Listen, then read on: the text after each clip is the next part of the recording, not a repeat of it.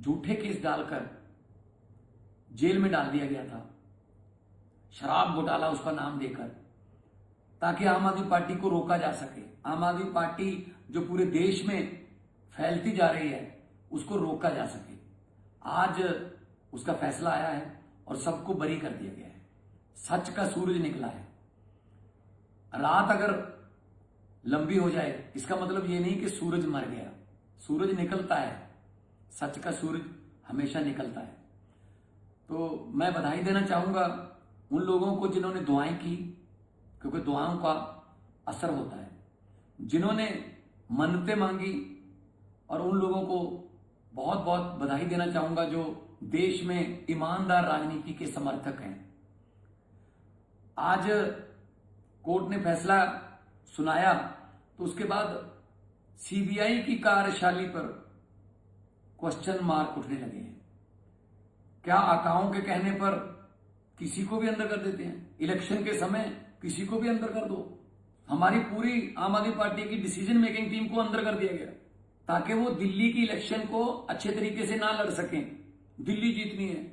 ऐसे सत्ता जो है मिल तो जाएगी लेकिन ज्यादा देर रहेगी नहीं। ऐसे एक ना एक दिन तो सच बाहर आ ही जाता है।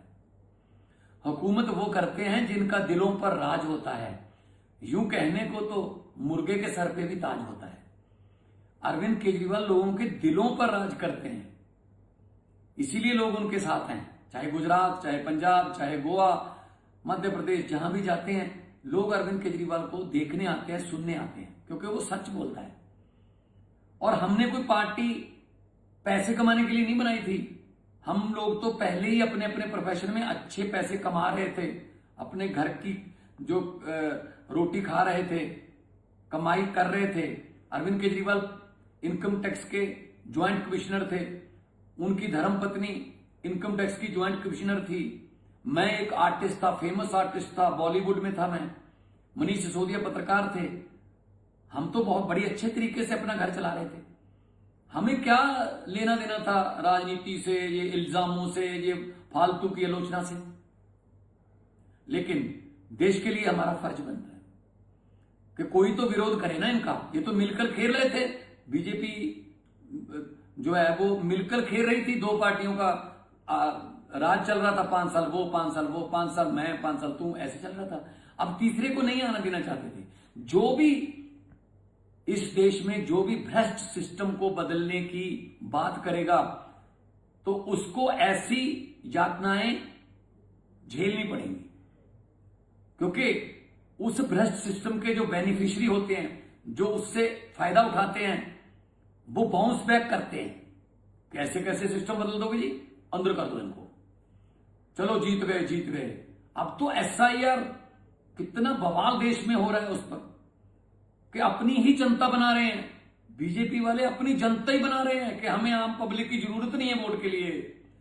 जो पहले थोड़े बहुत हाथ जोड़ते थे इलेक्शन के समय, वो भी जरूरत नहीं रही।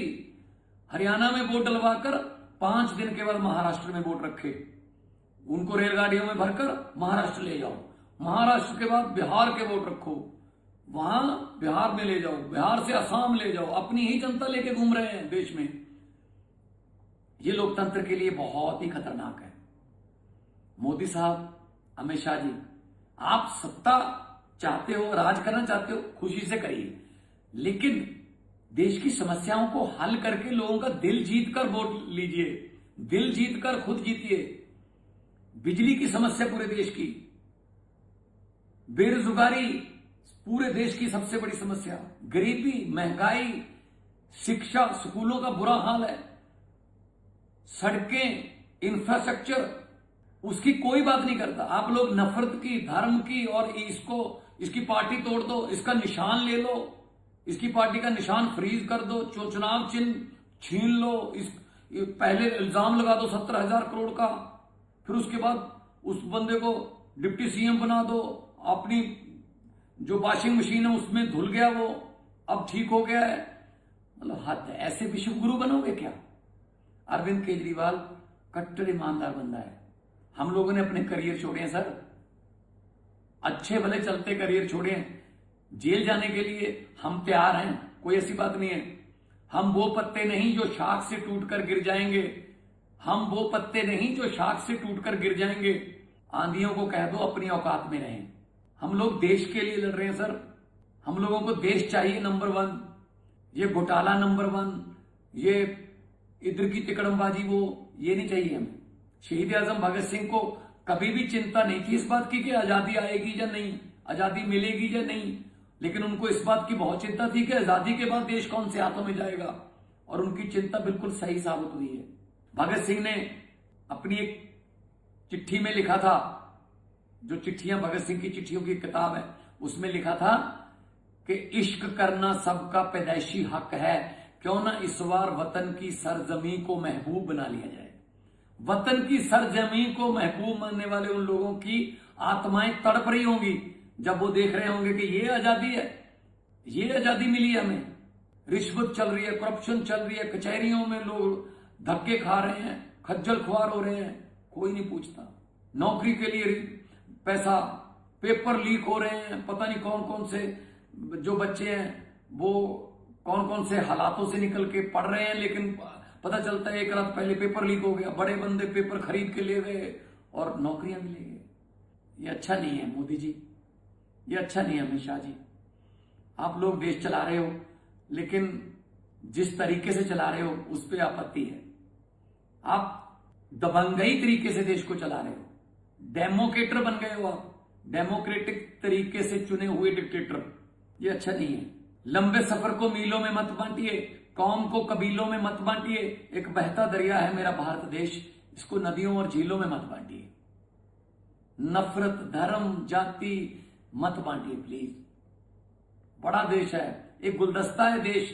गुलदस्ते में हर रंग का फूल होना चाहिए, हर फूल की अपनी सुगंध होनी चाहिए। आप चाहते हो गुलदस्ते में सिर्फ एक ही रंग के फूल हो?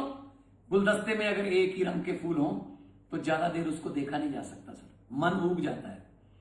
डेमोक्रेटिक राइट है, आप भी लड़िए, हम भी लड़ेंगे। आप अपना काम बताइए, हम अपना काम बताइए। दिल्ली में 30,000 करोड़ का बजट था जब अरविंद केजरीवाल जी ने सरकार संभाली, तो जब तक 2025 में आप आए तब तक 66,000 करोड़ का बजट हो चुका था। बिजली भी दिल्ली में फ्री मिलती थी, स्कूल बहुत अच्छे हो गए, लोग प्राइवेट स्कूलों से बच्चों को निकालकर सरकारी में दाखिल करवाने लगे, सरकारी में भर्ती करवाने लगे। यकीन हो गया था सरकारी स्कूलों की एजुकेशन पर कि क्वालिटी एजुकेशन है। अस्पताल, आम आदमी क्लिनिक, मोहल्ला क्लिनिक खुले, और आपने आते ही सारे बंद कर दिए। कि ये कौन आ गया भाई अरविंद केजरीवाल, जो लोगों को उनके हक बता रहा है, जो लोगों को उनके अधिकारों के बारे में बता रहा है, अवगत करा रहा है, उनको जानू करवा रहा है, इसको अंदर करो। और आज सीबीआई का पूरा कच्चा चिट्ठा सामने आ गया और जज साहब ने कहा कि उन अफसरों पर भी कार्रवाई करो जिन्होंने ऐसा केस बनाया, जो बिल्कुल टिक भी नहीं पाया। सो मोदी साहब, आज अरविंद केजरीवाल के जो आंसू निकले हैं वो देश के लिए निकले हैं, वो खुद के लिए नहीं निकले, वो इस देश की बद से बदतर होती जा रही हालत पर निकले हैं। हम इमोशनल बंदे हैं, हम पत्थर दिल नहीं है, लेकिन जब आप ऐसे करते हो किसी के साथ जो सच्चा बंदा हो, और उसके साथ आप ऐसे जब जबरदस्ती जुल्म करते हो, तो फिर दुख होता है। कई बंदे ऐसे भी कोर्टों ने बरी किए हैं जिन पर आपने ऐसे झूठे केस डाले कि वो 10-10 साल जेल में रह के आए हैं, 8 साल जेल में रह के आए। क्या बरी होने के बाद उनके वो 8 साल आप जिंदगी के वापस दे दोगे, उनकी जिंदगी रिवाइंड कर दोगे? ये तरीका अच्छा नहीं है कि इलेक्शन के आसपास जाके बड़े नेताओं को अंदर कर दो, वो बेल के चक्कर में 4-5 महीने निकल जाएंगे, इतने में इलेक्शन निकल जाएगी, हम जीत जाएंगे, डबल इंजन, ट्रिपल इंजन, पता नहीं कौन सा इंजन। एक ही इंजन चाहिए देश को, वो है देशभक्ति का इंजन। भगत सिंह हमारे इंजन के पुर्जे हैं। तो मैं आज अरविंद केजरीवाल साहब को बहुत बहुत बधाई देता हूं